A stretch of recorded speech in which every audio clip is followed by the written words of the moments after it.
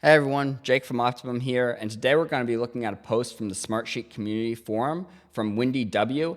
asking how they can send out an alert every week to an individual based on which apartments are vacant and show how long they've been vacant for. Currently, they're asking to do that based on this NA being manually filled within the apartments column itself. Which they could do by changing is equal to contains and putting NA in quotes. However, I would instead recommend a slight restructuring to use the categories themselves as the trigger for them being included as part of that automation. And by doing so, make it so we're not relying on manually updating the text in this field. So hopefully this will A, make it more consistent, make it so nothing gets missed by accident, and B, also saves a little bit of time so we don't have to manually keep adding and removing that NA from apartments whenever they become available or not available. The first thing you might notice here is that we did some conditional formatting, so our groups are obvious and highlighted in blue. This makes them easy to see and easy to identify. And how we're doing that is just using a column called hierarchy, and we're doing a column formula that is count ancestors. And I like to add 1, so we start at the number 1 for the top level, but you wouldn't have to do that if you don't want to. What this allows us to do is add conditional formatting to say if the hierarchy is 1, then we want to turn this row blue, and that helps us identify our groups easily. We can then use that column to pull the information we need to automatically identify the given group in this structure, right? So here we see that we're using the hierarchy. It needs to equal 2, right? We don't want to include our headers in this work we're doing here. And we are just indexing the ancestors to pull the apartment column here in the hierarchy level 1, right? So this is how we're pulling this down. We could say change these categories, we could add categories, and this formula would continue to work. So it shouldn't need to be messed with or changed once it's all set up and ready to go. And we'll see that if we then go ahead and move these rows to other groups, that it automatically updates the auto group column here, which allows them to be included in alerts, in filtered views on reports, and kind of gives us a number of other benefits, right? So nice and easy here, we can move any of these between any of the available categories, and then our auto group automatically updates. We can then hide those away if we want to. There's no need to really see them since it's clear which group they're part of as part of the hierarchy process. But then we can look at our automation itself that was asked for and say, here we are going to do a custom criteria to run every week on Monday.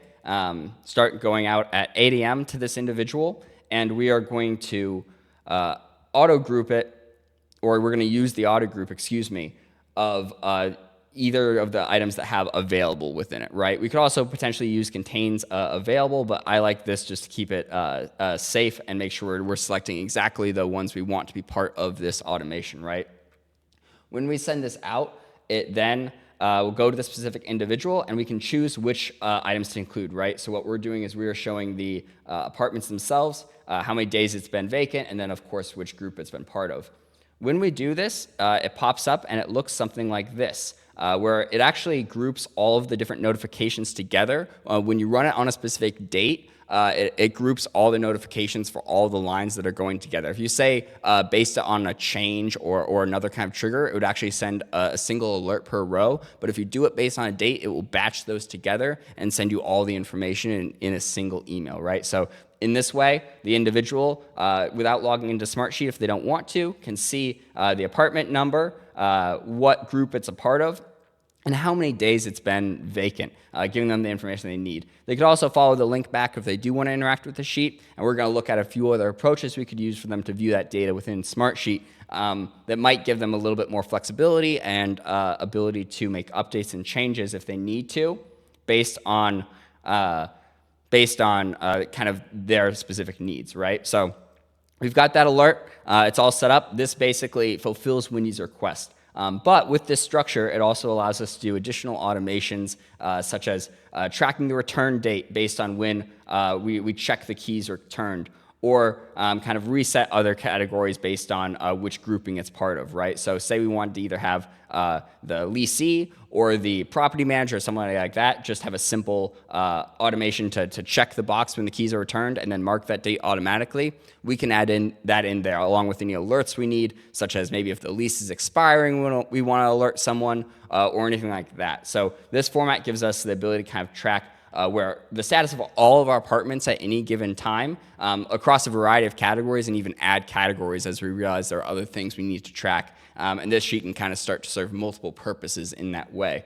Another way we can approach this is if we wanted to forego the grid view and instead wanted something more like a card view or something like that, we could group these manually instead, right? If we group these manually, what happens is instead of automatically pulling them, we could change the view to a card view, and then the manual update actually happens by moving these back and forth. So process-wise, it feels very similar to in the grid. It really just depends on how the individual wants to view and group the data, right? So two different approaches there, right? If you go with this approach, we would, of course, get rid of the hierarchy and just have a simple log sheet where there's no additional hierarchy between the individual apartments.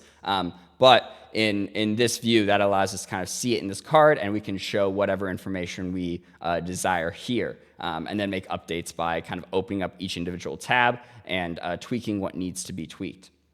Going back to grid view here, though, really either approach works just fine in that regard. And then if we wanted to, say, show this data to the individual receiving the alert within Smartsheet instead of maybe sending them an email, or in addition to sending them the email, we could have a place where they could we could filter the information to just the appropriate groups for where it's vacant. And again, this works with the hierarchical approach with the auto grouping, or with the card view style approach, whichever is preferred.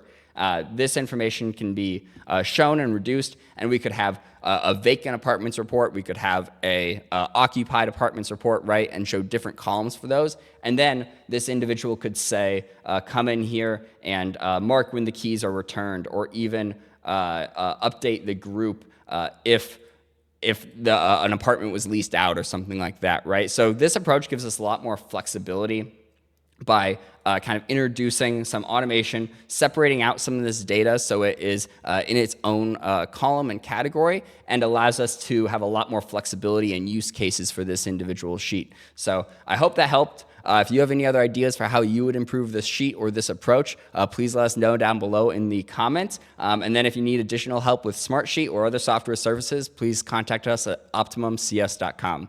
Thanks.